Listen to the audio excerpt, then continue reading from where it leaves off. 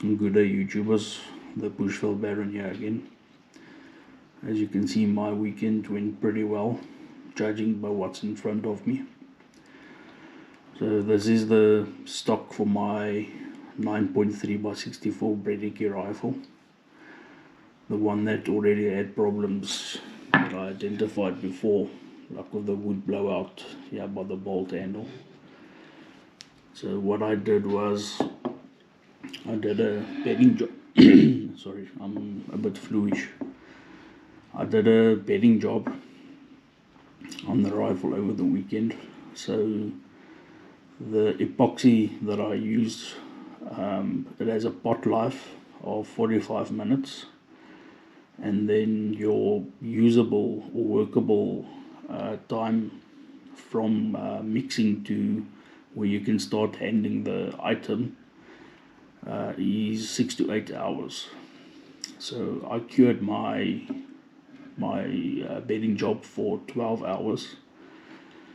So obviously I've used enough release agent, everything came out smoothly. In the back it was a little bit stuck, but not hectically stuck, but just a little bit. So what happened was, obviously you have to tap the barreled action out of the stock. So upon doing that, by the wrist section, it broke apart. So upon investigation, I already identified that there was already airline cracks running in the wood grain. Don't want to overexpose it, but over there's a line running right there. You can see it pretty well. There we go. There's a line running there all the way down, and then in the back there's a pretty proper fracture over there already. And then what I think the main culprit was this airline crack running here. There's one running right there, and then it joins up with the wrist handle section over here. And I think that's where it blew out and completely came apart. So the bedding job itself went fine. So as I told you guys before, this rifle didn't have a cross bolt recoil lug or some sort of integral recoil lug. So I had one epoxy in here, a metal recoil lug. It's called a wishbone recoil lug. So it's got two cross sections that I've opened up the wood here for that to fit in. So that there's two, you can call it ribs. So two ribs that runs here vertically as I hold it here. So they'll be running vertically over here, and it's all interconnected, and then it goes and supports your recoil lug on your K98 action. So your action slots in here, the K98 action with the recoil lug of the K98 action that fits in here. So this went pretty smoothly. There was a couple of spots that didn't stick, that came off.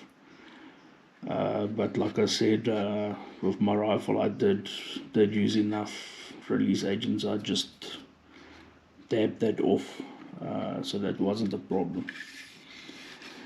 So obviously now I'm not gonna battle any further with this stock. I can basically epoxy it together again, and then basically, if I wanted to, run a piece of threaded rod and epoxy it in there. But I think with all the other hairline fractures and cracks that's already in the wood, it's not viable to do that. Can do that, but then you might get, say, 10 shots or 20 shots out of the rifle, and then it comes apart completely again. So this is going to be firewood. So I'll have to get a new stock for the 9.3x64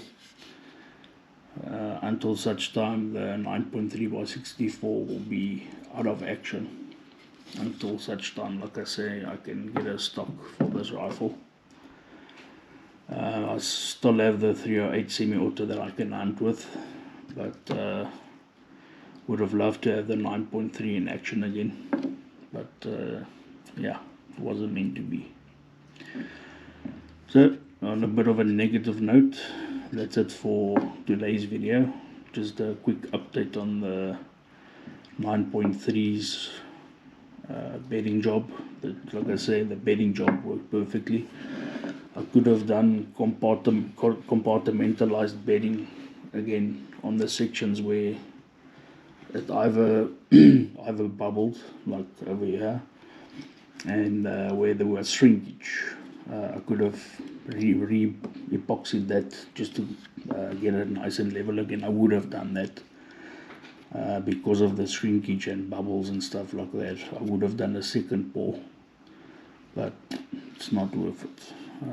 This stock is kaput. I'm not gonna waste any more time and effort and money into getting this stock up and running. It's not worth it. So I'll look for a second-hand stock somewhere, and if I can find one, then the rifle will be up and running again. I'll see what I can get, and I'll give you guys an update once I've got something again. Alright, that's it for now. Cheers.